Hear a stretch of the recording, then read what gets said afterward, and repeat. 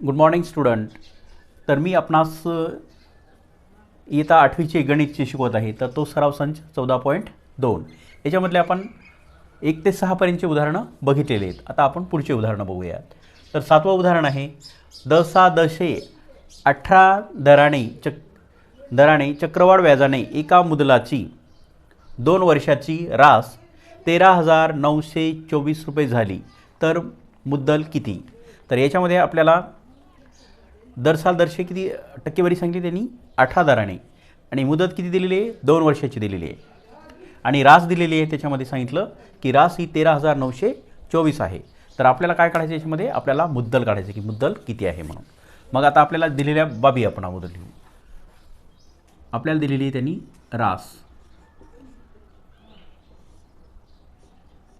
म्हणजेच ए बरोबर दिलेले 13,924 रुपये.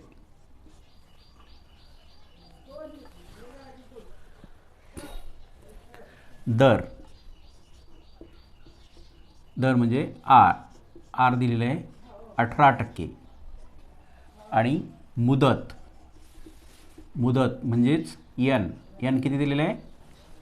एन दिलेलं आहे 2 वर्ष. आणि आपल्याला काढायचं सांगितले त्यांनी मुद्दल म्हणजेच आपल्याला काय काढायचं? पी काढायचं आहे. मग चक्रवाढ व्याजाचं सूत्र आपण लिहू इथे. चक्रवाढ व्याजचं सूत्र ए बरोबर पी अधिक 1 अधिक R/100चा n-वा घात. या सूत्रामध्ये आपल्याला ह्या सर्व किमती ठेवायच्या आहेत. या किमती ठेवल्याच्यानंतर आपण काय करतो? त्याचं उत्तर काढू शकतो. मग ए किती दिलेलं आहे?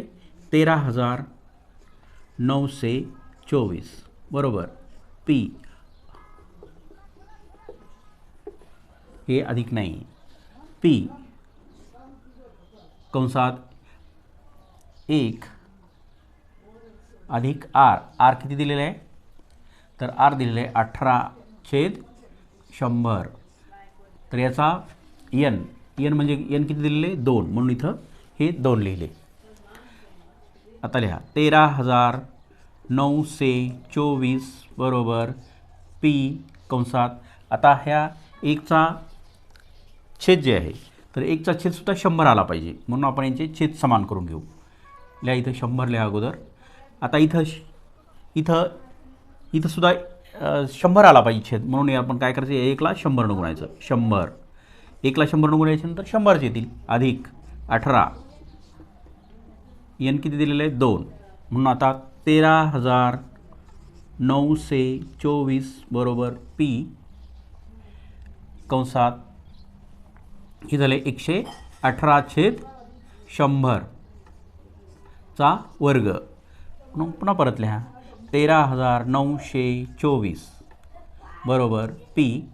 आता आपल्याला गुणिले पी हा गुणिले आहे, म्हणून दोन्ही ठिकाणी आपल्याला काय लिहावं लागतं? 118 गुणिले 118/100 छेद 118/100 गुणिले 118/100. तर आता आपल्याला काय करायचं सांगितलं इथं? याची आपल्याला पीची किंमत काढायची आहे. म्हणून आपण काय करू? आता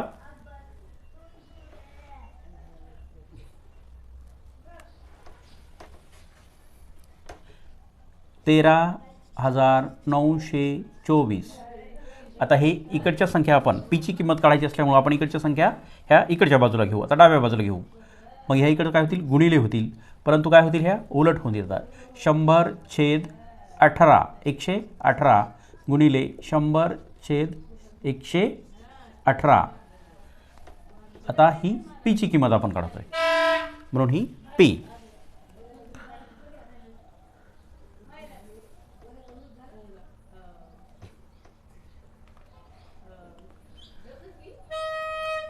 तर मग आता आपल्याला 118 गुणिले 118 इथं घेऊ. 13,924 गुणिले 100 गुणिले 100 छेद 118 गुणिले 118 118 गुणिले 118. तर आता या 118 आणि 118 यांचा गुणाकार केल्याच्यानंतर हा येतो 13,924 13,924 म्हणून 13,924 गुणिले 100 गुणिले 100. तर मग आता 13,924 या दोन संख्येचा गुणाकार केला 13,924 आला. मग 13,900 इथले आणि इथले हे कट होतील. मग राहिले 100 गुणिले 100. तर 100 गुणिले 100चा गुणाकार केल्याच्यानंतर हा किती येतो 10,000 येतो.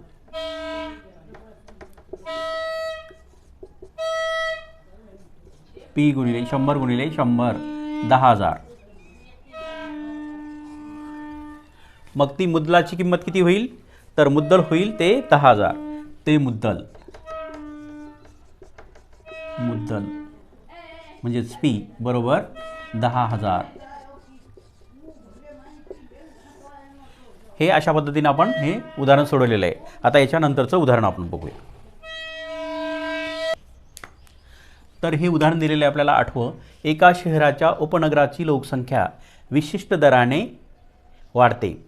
आजची व 2 वर्षानंतरची लोकसंख्या अनुक्रमे 16,000 व 17,000 असतील तर लोकसंख्या वाढीचा दर काढा.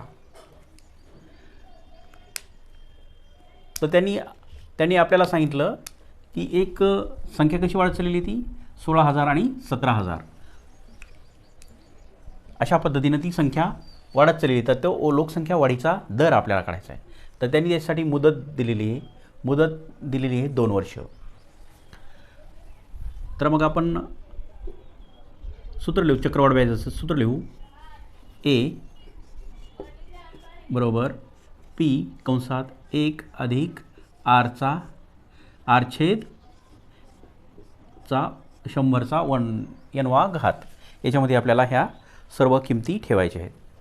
हां, तर ए किती दिलेलं आहे आपल्याला. ए दिलेलं आहे आपल्याला 17,000 17,640 17,640 रुपये 17,640 रुपये बरोबर. पी किती दिलेलं आहे. पी दिलेलं आहे 16,000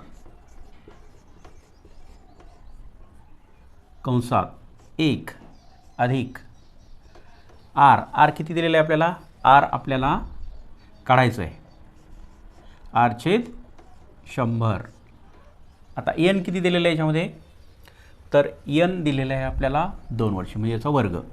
आता आपल्याला ही किंमत आपल्याला काढायची. कोणती आरची किंमत आपल्याला काढायची आहे. मग काय करावं लागणार आपल्याला ती 17,640 बरोबर 16,000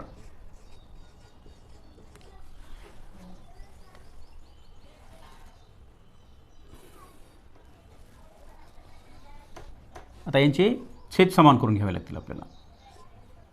1चा छेद सुद्धा 100 झाला पाहिजे म्हणजे इथं आपल्याला 100नं गुणावं लागेल. म्हणजे 100 अधिक आरचा छेद 100 आहे म्हणून इथं बदल करायची आपल्याला गरज नाही. याचा कितवा घात आहे मग हा दुसरा घात आहे म्हणजेच वर्ग आहे. मग सोडवू आता आपण पुढचं.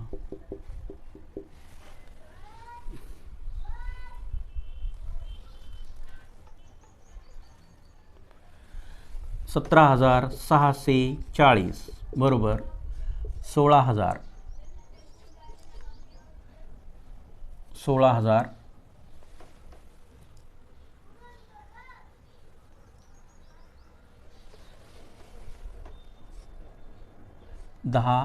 100 अधिक आर छेद 100. तर त्या 100चा आता आपण इथं वर्ग करून घेऊ.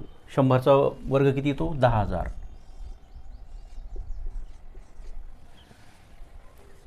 100चा वर्ग 10,000 आणि ह्या आरचा वर्ग याचा वर्ग आपल्याला करता येत नाही म्हणजे आपल्याला हा जसा तसा आपल्याला वर्ग लिहावा लागेल.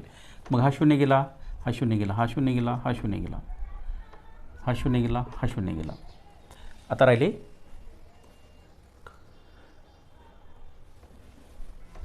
आता पुन्हा 2 भाग जातो याला. 2 पंचे 10 आणि 2 आठी 16. म्हणजेच काय इथं 17,640 बरोबर 8 गुणिले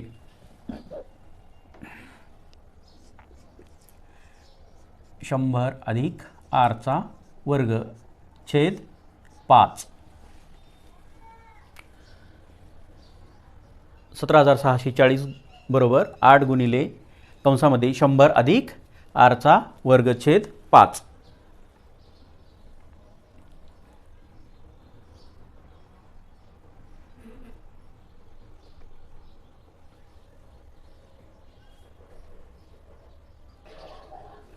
तर मग आपण इकडे घेतले की 17,640 गुणिले 5 बरोबर 8 गुणिले कंसामध्ये 100 अधिक r चा वर्ग. तर मग आता हे जे 8 आहेत तर हे 8 आपण इकडच्या बाजूला आणू शकतो. मग हे इकडं आपण इकडं 8 आणले म्हणजेच हे 17,640 गुणिले 5 छेद 18 बरोबर 100 अधिक r चा वर्ग. मग 8 आपण याला भाग दिला या संख्येला, तर हा भागाकार किती आला आपला 2205. 2205 गुणिले 5 तर हा गुणाकार जे आहे तर हा गुणाकार आला 11,025 बरोबर 100 अधिक r चा वर्ग. मग आता ह्या 11,025ची आपण फोड केली तर काय होतं 25 आणि 441 अशी ही फोड होती. आपल्याला काय करायचं आहे ही जी वर्गसंख्या आहे तर इकडं सुद्धा आपल्याला ही वर्गसंख्या आणावी लागते. म्हणजेच हे 25 आणि 441 या दोन्हीचे वर्ग केले आपण. या दोन्ही संख्येचे वर्गमूळ जर काढले तर ह्या वर्गमूळ येतो 25चं 5 आणि 441चं 21. मग हे वर्गमूळ आपलं इकडचं निघून गेलं. मग इकडं राहिले 5 गुणिले 21 आणि हे 100 अधिक r. मग आता आपल्याला इथं फक्त rची किंमत काढायची म्हणून आपण हे r इकडच्या बाजूला घेतले. 105 वजा 100. 105मधून 100 गेले राहिले 5 बाकी. म्हणून लोकसंख्या वाढीचा दर जे आहे तर तो आहे 5%. लोकसंख्या वाढीचा दर आपल्याला काढायचा सांगितला होता तर तो किती निघालेला आहे 5% हा निघालेला आहे. अशा पद्धतीने आपण हे गणिताचं उत्तर काढलेलं आहे. या व्हिडिओला तुम्ही जास्तीत जास्त तुमच्या मित्रांना नातेवाईकांना शेअर करा आणि कमेंट बॉक्समध्ये कमेंट लिहा हा व्हिडिओ तुम्हाला कसा वाटला. Thanks for watching.